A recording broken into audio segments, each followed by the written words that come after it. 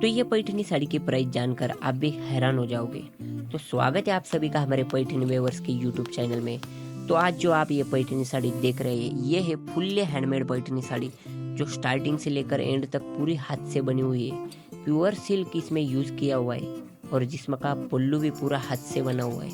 और back side और front side से साड़ी आपको दोनों ही साइड से सेम मिलने वाली, ट्रेडिशनल बॉर्डर के साथ मिलने वाली ये पैठनी साड़ी बेस्ट क्वालिटी और प्योर सिल्क और स्मॉल बुट्टीज के कॉम्बिनेशन के साथ आने वाली है, जिसमें स्मॉल बुट्टीज है। पूरी साड़ी पर आपको स्मॉल बुट्टीज दिखने वाली है और ड्यूअल टोन कलर शेड के साथ ये बेस्ट फिनिशिंग के साथ आने वाली ये पैठनी साड़ी है। और इसका प्राइस भी बहुत कम है क्योंकि ये डायरेक्टली फैक्ट्री से आप तक हम पहुंचा रहे हैं। और इसकी कोई भी जानकारी आपको चाहिए तो आप हमें व्हाट्सएप पर मैसेज या कॉल कर सकते हैं।